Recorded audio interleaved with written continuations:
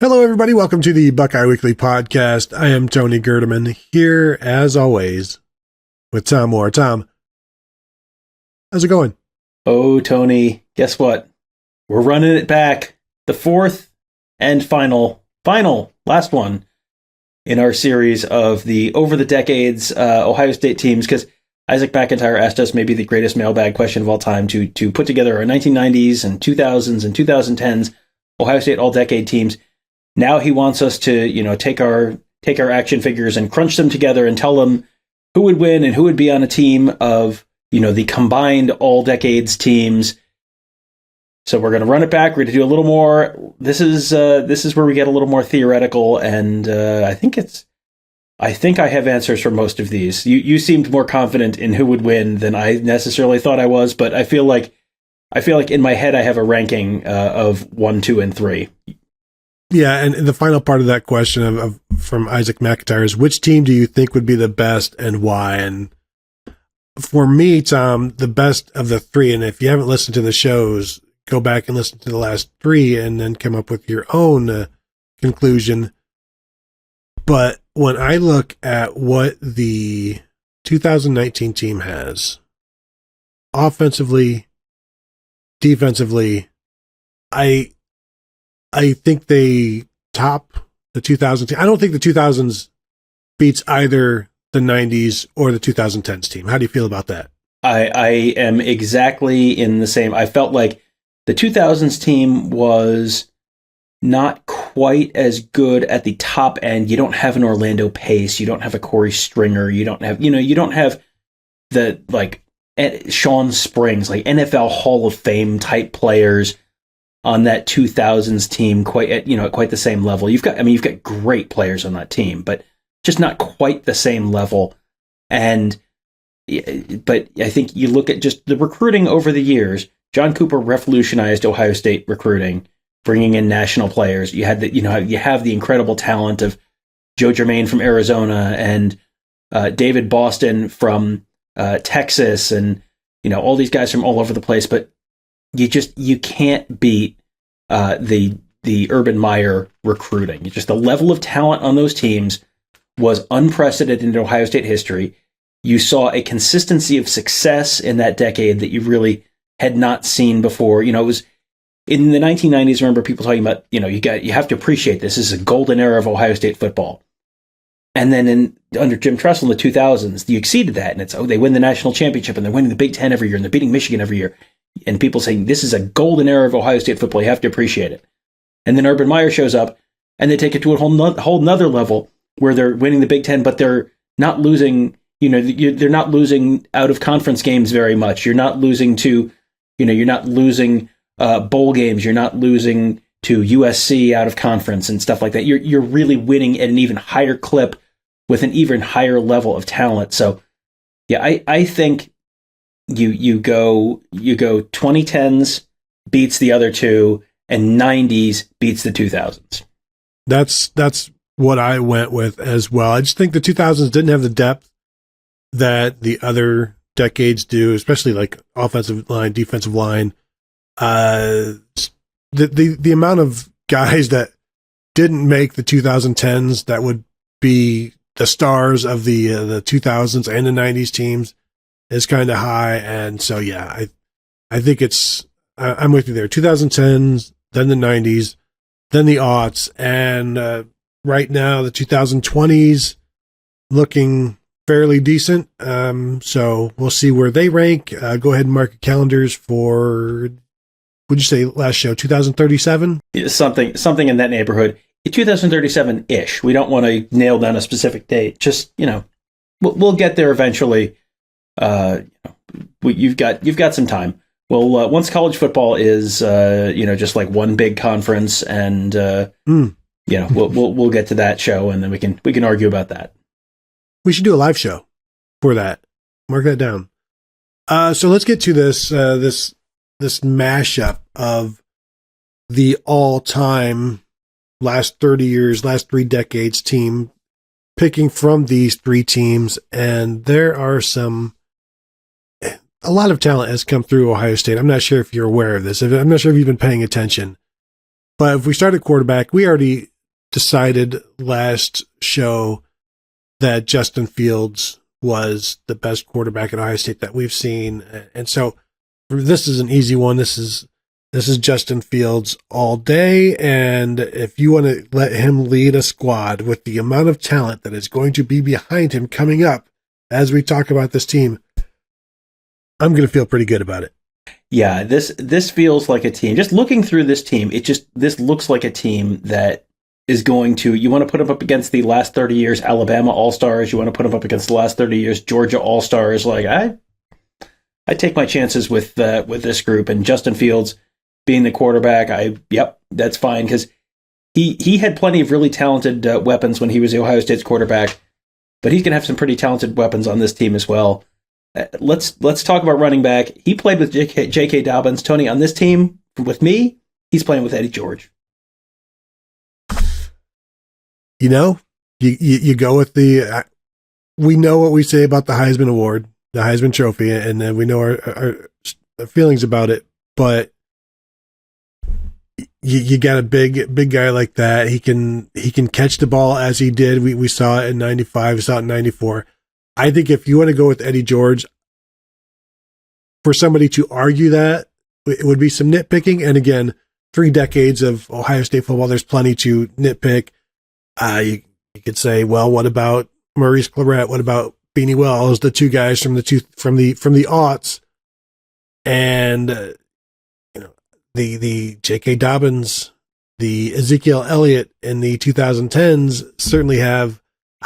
I'm honestly a little surprised that you went with Eddie George, but again, I don't have an issue with that because he was the Heisman Trophy winner and he was the standard bearer for the Buckeyes at that position for a long time, and for some people still is. So I'm okay with that. We can go ahead and punch that in with Eddie George. And the funny thing is, I didn't put Ezekiel Elliott on my 2010s team. I went J.K. Dobbins ahead of him. I'm looking at this and going, man, you put Ezekiel Elliott on this team. Like, oh boy, you got J.K. Dobbins, Ezekiel Elliott, Eddie George, like these are different styles of runners. I would be fascinated to see Eddie George in a modern offense. I think I'm yes, the Heisman, but also I'm just kind of intrigued to see Eddie George in a modern Ohio State offense. But tight end H-back Eddie George. Yeah, maybe. I mean, he definitely does not fit the look of the modern running back necessarily, but I would like to see him spread him out, Tony, and let Eddie George just run between the tackles and run off tackle. Like, I mean, let's Justin Fields running the read option with Eddie George or Ezekiel Elliott. I mean, I would be interested. I've already seen him do it with J.K. Dobbins, and that worked out just fine. So I kind of just want to see something else now. But I don't think there's a wrong answer here. No, certainly not a wrong answer. Probably not any wrong answers in any of this as we go along. just a spoiler alert. So we're going with 3 receivers here, and I am going to port over the 2 receivers from the 90s and see how you feel about that. With Terry Glenn and David Boston, I think they would still fit into today's game just fine. They would be productive players. They would be as dominant then as they were then, if not more so. So I went with those are my first 2 guys. Do you agree? Yes, agree. I think those were easy picks for me where you've got the size, you've got the speed, you put them together. They missed playing together by 1 year, but yeah, you put them together on the same offense. I'm gonna take my chances there. My third guy, and I put this, and I was not necessarily expecting this to be the third guy I put there, but I kind of want to see Santonio Holmes out there with those guys. I think that's a that is a fast combination of guys. You've got the size in Boston. Who do you want to put your slot corner on there, Tony? I don't feel like there's a great answer so you have to put your third best cover guy on one of those guys. I don't know that there's a great answer for you there. Yeah, and I think Santonio Holmes would do really, really well in the slot. He's a quick guy. He's a strong guy. He's got everything you need in that area. So yeah, that's who I also went with, Santonio Holmes. Now you can go with Joey Galloway in that role, Curtis Samuel in that role. Like there are other guys, Paris Campbell, Chris Olave as the Z. But if you're going to go with the Z, you're going to go with Terry Glenn. You're going to go with an X. You're going to go with David Boston. And Santonio Holmes was not a slot guy, but I think he would fit just fine. And you move whoever you want, wherever you want, and they're going to figure it out. So those are the three receivers. We're in agreement there. I think we go back to the standard here. The guy that Ricky Dudley at tight end, is that where we are right now? He's the guy that we said in the 2 shows ago, like Ben Hartsock is the guy that gets compared to when you're talking about guys who have had as many catches at tight end as Ben Hartsock since then. Before Ben Hartsock, it was Ricky Dudley, and Ricky Dudley was a first rounder.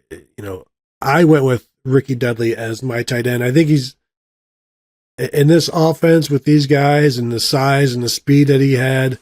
I think you could attack downfield with them as well. I think there's a lot you could do.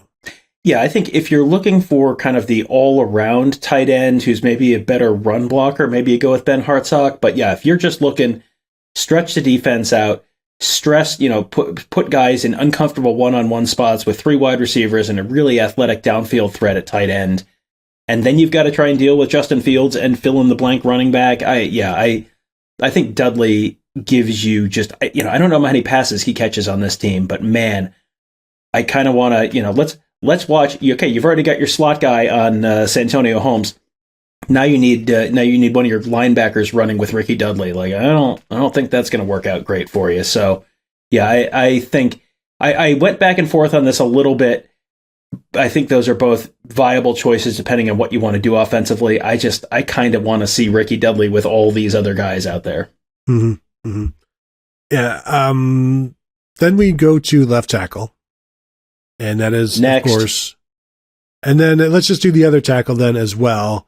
And there are more options, but I'm still going with Corey Stringer here. I'm just porting these two over, control, paste these two guys onto this team. Corey Stringer as the right tackle. Give me your guards, Tom, because we've already decided like there are so many different guys that you could throw in here because one year they're a guard, the next year they're a center. Hey, both times they were All-Americans. So there are so many different guys to throw in here. So who did you go with at guard? I went with Pat Elflein and Michael Jordan, but this is one where you could give me 2 completely different names and I go, yeah, fine. I mean, there is not an Orlando Pace at guard necessarily, but I mean, you mentioned Jonah Jackson on the last show. Like, you want to throw Jonah Jackson in there? Yeah, fine, great, no problem. You want to throw Andrew Norwell? Whatever. Like, I don't care. Pick your guy, throw him in there. I have no objection to pretty much any of them, but I did go with Pat Elflein and Michael Jordan just because I'm trying to get as many Remington winners as I can on this team, and as many as I said the last time with Michael Jordan, if you start from day one as a true freshman and you're not too bad, like, okay, yeah, that tells me you probably are a pretty special, unique player. Yeah, and so at center, I went with Nick Mangold. I think he's as solid as they come. Now Ohio State has had plenty of centers, All-Americans, first rounders, third rounders, like plenty of guys who have played in the league and done well at Ohio State as well. So there are other guys you could mention here as well, but I went with Nick Mangold. That's where I went as well. But yeah, you want to put Charles Bentley in there? Yeah, fine. You want to put Billy Price in there? Yeah, fine. You want to put Billy Price at guard and Pat Elflein at center? Yeah, fine. Whatever. I mean, there are plenty of good choices, plenty of guys who won national awards, who had long NFL careers, really distinguished players. I mean, you can kind of swap in any of those guys, and I would be kind of fine with it. So yeah, that's I'll just agree, and we can move on to defense because it gets a little interesting on defense. Yeah, interesting. I wonder if it will get contentious. Maybe let's start with defensive end, and I feel like we had this discussion in the last show. And is there anybody from the 90s and the aughts that can break into what we already decided with the 2010s as Chase Young and Joey Bosa?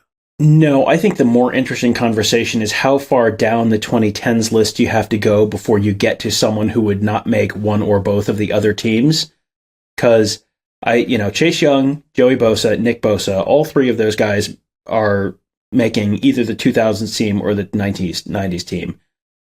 I think you want to talk about Tyquan Lewis, he might make at least one of those teams. You want to talk about Sam Hubbard, he might make at least one of those teams. I mean, there's so many. Simon. John Simon would probably make one or both of those teams. I mean, those are, and no disrespect to those other teams, because those had very good defensive ends, but the level of defensive end play since Larry Johnson has gotten to Ohio State has just been a whole nother level above what it was before. And that's in terms of recruiting national athletes and also just the development under Larry Johnson. That's, that's something they did not have in the 90s and the 2000s at quite that level. I'm interested to see what you've got at defensive tackle. I think we both would go ahead and put Big Daddy in here. Yes, if you were the number one overall draft pick in the NFL, you make the team. Yes, Dan Wilkinson, congratulations, you're one of them. At the other spot, I have Quinn Pitcock with a question mark. He was an All-American, so yeah, but I don't necessarily think of him as an absolutely clear-cut choice at the other spot. And we talked the last time, there were a lot of good defensive tackles in the 2010s. So who would you have at that spot? I mean, do you put Jonathan Hankins there? Do you put Adolphus Washington there? Do you put, you had a different answer than I did in the 2010s. Who do you have there at that second spot? I went with Draymond Jones, and I'm just scrolling to see if he was ever listed as a first-team All-American, and I don't believe he was, but Adolphus Washington was, Michael Bennett was, but for my money, Draymond Jones was just so productive, so disruptive, certainly underrated. So that's where I went. Now, if we have to stick with accolades, then it would have to be, if you want to throw Big Hank in there, he was an All-American. I don't have a problem with that, but and maybe do you need just a big guy to plug things up and let Dan Wilkinson go crazy, creating all of the pressure, whatever? Or if I'm Larry Johnson, no, I want Draymond Jones. I want that that quick 3-tech to go rush the passer. Because again, with Joey Bosa and Chase Young, you're not going to get to the quarterback. So you're going to need to get that interior pass rush. Yeah, that's one of those. Yeah. Do you need size on the interior to make up for the famously undersized Dan Wilkinson? It's a great question, and we'll have to dig into that in a whole separate episode, I guess. Yeah, Draymond Jones has a compliment to Dan Wilkinson. Tony, you only have 5 offensive linemen out there. So you've got Joey Bosa, you've got Chase Young, you've got Dan Wilkinson, and you've got Draymond Jones. You can't double everyone. So how many tight ends and backs are you keeping into chip guys, and how many of them is Joey Bosa just pushing backwards into Christian Hackenberg? All of them. This is difficult for me because now we move to linebacker. And you look at all of these different guys, and we started back in the 90s, and the first guy I mentioned was Steve Tovar, 3-time All-Big Ten, 2-time All-American. But he kind of gets lost in all of these other guys. James Laurinaitis, 3-time All-American. A.J. Hawk, I believe, was a 2-time All-American. The first guy that I'm making sure is on this team, though, my first pick as a linebacker for the Buckeyes is Ryan Shazier. I want him out there, and I'll figure it out with the 2 other guys, and I'll be perfectly fine because there are plenty of guys out there. But I want Ryan Shazier on my team, so that's where I'm going. He is my first pick as a linebacker. Yeah, I had him on there as well. Just so consistently excellent at Ohio State. Always in the right spot, so fast, such a hard hitter. Just had everything you'd want as a linebacker. I had him there as well. I don't have that many rules, but if you're a 3-time All-American, I think you probably have to make this team. So James Laurinaitis, congratulations. Welcome to the squad. Yeah, 3-time All-American, 3-year starter, famously steps in for Bobby Carpenter, who breaks his foot on the first play from scrimmage of the Michigan game in 2005. And a legend wasn't quite born then, but it would be born later in Austin, Texas, in the DKR Stadium. So yeah, I'm okay there. And now the third linebacker, Tom. Do you just go like, can you put together a team from the last 3 decades of Ohio State linebackers and leave Andy Katzenmoyer off the list, knowing who else you'd be leaving off the list? Do you leave? How can you leave AJ Hawk off the list? How can I'm going to leave this up to you, Tom, and then I'll tell you whether or not I disagree. Yeah, I went with Andy Katzenmoyer here just because, such an impact player, just a dominant player, an absolute star his whole Ohio State career. If you want to put AJ Hawk ahead of him, okay. I mean, I'm not going to fight you. I think you've got a bunch of good choices there. I went with Katzenmoyer. I think AJ Hawk had the better overall career. But I also think Andy Katzenmoyer was a victim of his own name and expectations as a sophomore and junior, because he had, as we said a couple shows ago, just a ridiculous freshman season with like 23 tackles for loss, 12 sacks, 5 tackles for loss in the Rose Bowl.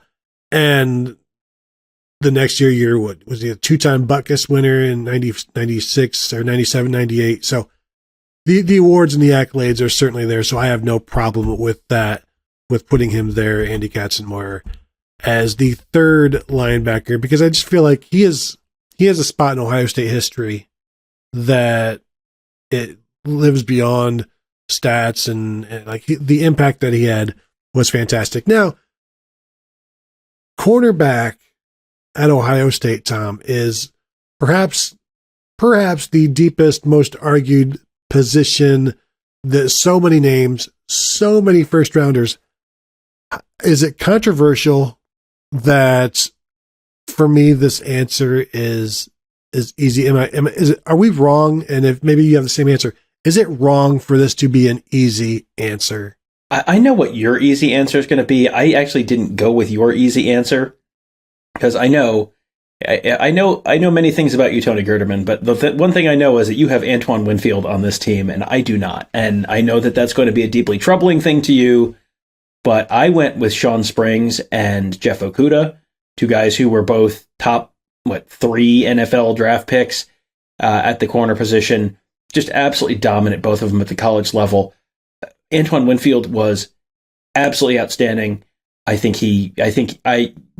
sure your guess, I'm sure your team is you're taking Springs and Winfield would be my guess as to who you're going to take. And I don't really have an issue with that. That's just not the direction I went with it. But I mean, Winfield was so good, such a sure tackler. And boy, you want to let us play nickel here? I'll put him in the slot, and that'll be a pretty darn good defense too. Well, and here's the thing: if we're putting this together as a modern defense, I think Antoine Winfield is your nickel. He is the guy in your 4-2-5 that is covering that slot and also blitzing and also helping out in run support, and he's going to be an All-American doing that. But I don't really have an issue with Sean Springs and Jeff Okudah. As I've said before, Sean Springs is the best corner I've ever seen at Ohio State. Antoine Winfield, I think, is the best defensive player I've ever seen at Ohio State.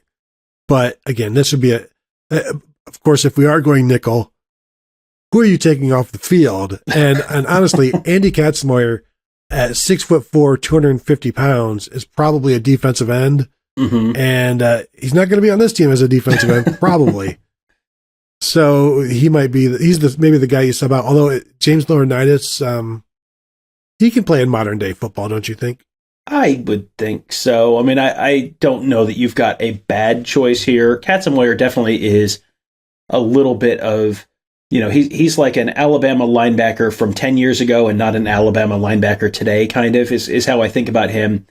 Yeah, he's a rush end if he is a high school senior today. But yeah, I think you might actually have a better defense if you put Winfield in the slot and take Katzenmoyer off the team and go 4-2-5. But I mean, again, you want to give me AJ Hawk there in place of Laurinaitis or Shazier. I'm not going to fight you too hard on that one either. But yeah, the idea of 3 corners on the field and they're Sean Springs and Jeff Okudah and Antoine Winfield. Best of luck completing a pass against that team, friends. I'm just looking at these 3 linebackers. I'm looking at these three linebackers with Shazier and Laurinaitis and Katzenmoyer, knowing how often Katzenmoyer and Shazier get into the backfield, and they'd be attacking, and Laurinaitis would just be like, you're leaving me hang. I've got to defend the entire middle of the field now because you got these attacking guys. So maybe I'm with you. I think the 4-2-5 plus, how are these guys covering? You know, obviously you've got the corners and you've got a good secondary, but who's that? Which of those linebackers is going to be covering like Parker Washington? Well, you've got, I think the thing that you got to remember is with Big Daddy and Draymond Jones and Joey Bosa and Chase Young, the quarterback's going to have about 0.6 seconds to throw the ball. So you've really only got to cover about 3 yards downfield. So I'm going to quote the great Greg Schiano and just say, we're a press man team, Tony, and best of luck getting off the line against these corners. And, you know, we'll get to the safeties in a minute, but I got some guys in the back that can clean up anything that happens to slip through. So let's move to the safeties, because for me, there's always one answer, and there used to always be one answer. Now I think there's always two answers when this question gets asked, because Malik Hooker, for me, had arguably the greatest individual season of anybody defensively in 2016. But he was only a one-time All-American. There is a 3-time All-American out there. So if you're asking me, I'm going to put Mike Doss at strong safety, and I'm going to put Malik Hooker at free safety. However, Tom, I think this defense could be better with somebody other than Mike Doss in today's game. I don't think that's a question. I think in today's game, if you want to go ahead and have a corner, Jordan Fuller, perhaps, you know, I'm putting Mike Doss here because he deserves it. But if I'm fielding a team, I might go in a different direction. Yeah, Jordan Fuller is a really good choice, just in terms of who is the guy in the back end of that defense who is just not going to ever let anything get past him. I think he's a great choice.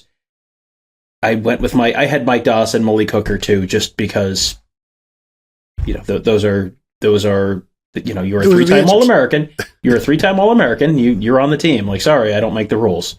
I mean, we do, but I don't make the rules. So yeah, I went with Mike Doss and Malik Hooker because Mike Doss, if you're concerned about, you know, hey, some of the defensive line has, you know, lost their, you know, they've gotten out of their rush lanes and lost contain, and the running back has leaked through, and somehow my linebackers have not cleaned up the mess. I'm going to take my chances with Mike Doss coming down and cleaning up the mess down in the box. I think about the exotic, you know, blitz schemes you could run with. You know, you have Mike Doss down there, and you want to bring Andy Katzenmoyer, you want to bring Ryan Shazier blitzing in, you want to bring Mike Doss from the safety spot. I mean, man, it just does not feel like this would be a really fun defense to face if you were an offensive coordinator.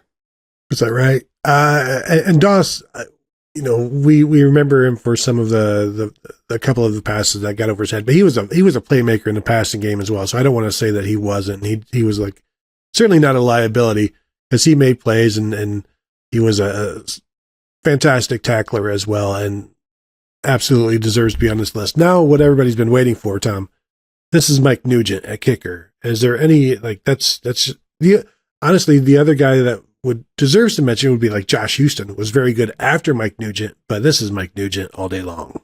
Yep. Yeah. Mike Nugent's an easy choice for me there. Just, you know, the last 3 years of his career, incredible leg, incredible consistency. Just, you know, Ohio State has been fortunate to have a lot of really good kickers. They have not had anyone like Mike Nugent since Mike Nugent, and they didn't really have anyone like Mike Nugent before Mike Nugent either. So yeah, I think you could go back a few decades before this, and you'd still be picking Mike Nugent for this one. Punter, Tony, you know where I'm going. He punted upside down before he came to Ohio, but then Cam Johnston was really, really good. And, you know, the ball, had to adjust to the ball spinning the other way in the Northern Hemisphere, but yeah, didn't seem to have a big problem adjusting there. Incredible leg, incredible placement, brought the Australian punting thing to Ohio State, which we will forever be grateful. I can't imagine you disagree. No, I do think Andy Groom again in 2002 had what was clutch, especially that season, giving every play mattering as much as it did, and field position being such a factor. I give him special mention, but Cameron Johnston was, from the day he arrived, he was outstanding. He was 2016 Big Ten Punter of the Year. So, a great job by him there. So, yeah, I would agree with that. That's fine. No problems there. Kick return, punt return. Where are you going, Tom? I've got the same guy for both of these. He's pretty fast. He is Ted Ginn. And as the Dead Schembechler song once said, Ted Ginn did everything. And he really did. Kickoff returns for touchdowns, you betcha. Punt returns for touchdowns with almost boring frequency. He would be kind of wasted in the modern game. Like we talked earlier about the fact that he, on one of the other shows about, that he would be so fun to watch in a Ryan Day offense.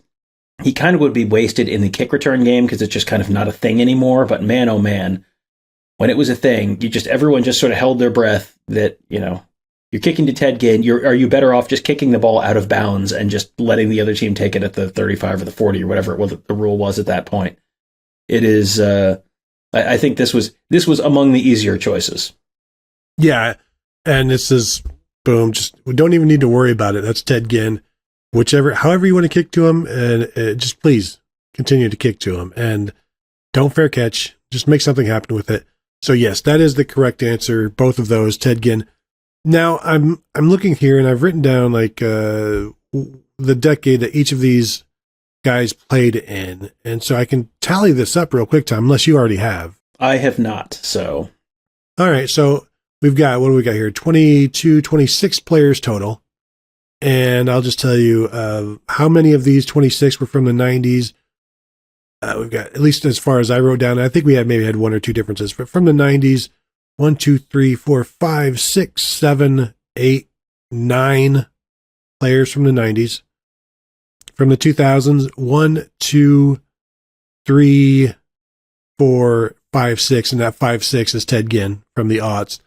And then from the 2010s, we've got 1, 2, 3, 4, 5, 6, 7, 8, 9. So what? That 9 from the 2010s and from the 90s, and then 6. You get 9 plus 9 plus 6, which is 24, and there are 26 spots. So you've done it. There's 26 spots. I don't understand. Yeah. Anyway, so the important thing is that I think this kind of aligns more or less with what we were thinking initially anyway, which was 2010s and 90s, and then the 2000s would probably be a notch below there. Yeah, actually 10 from the 2020s, from the 2010s. So I apologize. I missed Cam Johnston. Didn't see him down there. And then I probably missed one from the aughts. So 10, 9, and 7, just as we said. And, of the 2000s, 3 of them are special teams. It's Nugent, and it's Ginn, and it's Ginn. So, you along the lines of scrimmage, skill positions, there's not, defense. It probably isn't quite there for that decade. A decade when Ohio State won a lot of football games, including a national championship, but just not quite at the level of the other two. Because, the aughts, here's the first teams from the offense and defense. It's Santonio Holmes, Nick Mangold, and James Laurinaitis and Mike Doss. 4 players, basically, for those 22 spots. And so, I think just as we said, sure, football is a game of field position and it's punting and kicking, but the other decades did okay with that as well. So I think we've done it. We have decided all of this, the best of the 90s, the best of the aughts, the best of the 2010s, the best of those decades together, and then the best players from the last 30 years. We apologize to all of the All-Americans and Hall of Famers that were left off the list. That was not our doing. That was the doing of the person who asked the question, forced our hand. There's nothing we could do. So I want to thank you all for joining us. Tom, do you have anything else to add, or are we done? No, I think we're done. I think we've thank you to Isaac for maybe the greatest mailbag question of all time, and thank you for listening. And hope you guys enjoyed this as much as we did. This was kind of a fun series, a little trip down memory lane, and a little bit of a fun thought exercise as well. So this is the kind of thing we don't necessarily have time to do during the season, but this is the perfect time of year for fun trips down memory lane and theoretical questions like this. Yes, feel free to argue amongst yourselves about all of these different teams with your friends and family. So I want to thank you all for joining us. As always, please find us at BuckeyeHuddle.com. Become a member. Say hello to us there on the message board. Also, continue to find us at YouTube.com/BuckeyeHuddle. Find us at Facebook. Go ahead and continue to download the shows wherever you can, leaving 5-star ratings and reviews. So thank you all for tuning in, and we'll talk to you guys later.